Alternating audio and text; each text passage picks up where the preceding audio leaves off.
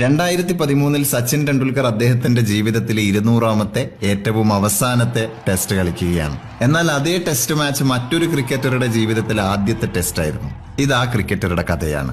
രോഹിത് ഗുരുനാഥ് ശർമ്മ എന്ന ഹിറ്റ്മാന്റെ കഥ. നാഗ്പൂരിലെ ഒരു പാവപ്പെട്ട ഫാമിലിയിലാണ് രോഹിത് ജനിച്ചത്. അച്ഛൻ ഗുരുനാഥ് ശർമ്മ വെയർ ഹൌസിലെ കൂലി വേലക്കാരനായിരുന്നു.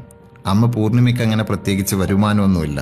പ്രാരാബ്ധങ്ങൾ കാരണം ആ ഫാമിലി മെമ്പേഴ്സ് എല്ലാവരും ഒരൊറ്റ മുറിയിലാണ് താമസിച്ചിരുന്നത്. ആ ഒറ്റ മുറി ജനാലയിലൂടെ രോഹിത് പുറത്തെ ക്രിക്കറ്റ് കാഴ്ചകൾ നോക്കിയിരുന്നു. അങ്ങനെ ബാറ്റും ബോളും അവന്റെ ചങ്ങാതിമാരായിട്ട് മാറി. 4 പേരുടെ വയറ് നിറക്കാൻ അച്ഛന് കഴിയാതെ വന്നപ്പോ രോഹിത്തിനെയും അനുജനെയും മുത്തശ്ശനും മുത്തശ്ശിയും വല്യച്ഛന്മാരും ഒക്കെ ചേർന്നങ്ങ് ഏറ്റെടുത്തു.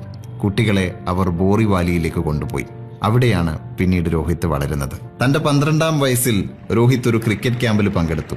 അവിടെ വച്ചാണ് കോച്ച് ദിനേശ് ലാഡ് അവനെ കാണുന്നത്. പ്രതിഭയുടെ ഒരു ചെറിയ അംശം കണ്ടാൽ തന്നെ തിരിച്ചറിയാൻ കഴിയുന്ന ആ കോച്ച് രോഹിത്തിനെ സൂക്ഷ്മമായിട്ട് പഠിച്ചു.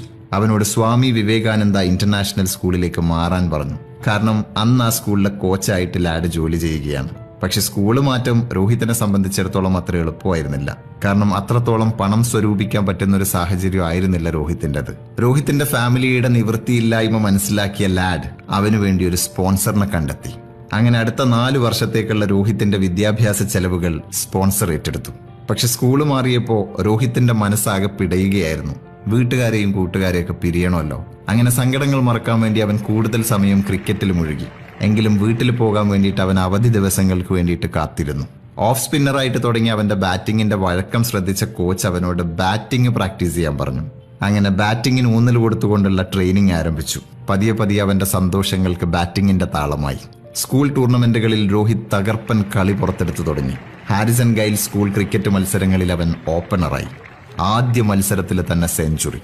അങ്ങനെ പതിയെ പതിയെ രോഹിത്തിന്റെ പേര് ക്രിക്കറ്റ് ലോകത്തെ ചർച്ചകളിൽ ഉയർന്നു തുടങ്ങി. എ ലിസ്റ്റ് ക്രിക്കറ്റ് കളിയുടെ ലോകത്തേക്കുള്ള രോഹിത് ശർമ്മയുടെ രംഗപ്രവേശം നടക്കുന്നത് 2005-ലാണ്. ഡിയോഡർ ട്രോഫി ക്രിക്കറ്റിൽ വെസ്റ്റ് സോണിന്റെ കളിക്കാരനായി. തൊട്ടടുത്ത വർഷം മുംബൈയുടെ രഞ്ജി ടീമിലും രോഹിത് ഇടം നേടി.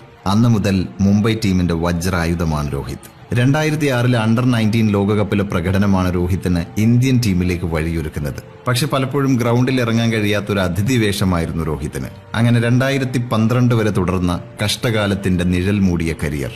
എല്ലാ കഷ്ടതകൾക്കും മറുപടിയായി 2013 ICC ചാമ്പ്യൻഷിപ്പ് ട്രോഫിയിൽ രോഹിത് ശർമ്മ പെരുമഴ പോലെ റൺസടിച്ചു കൂട്ടി.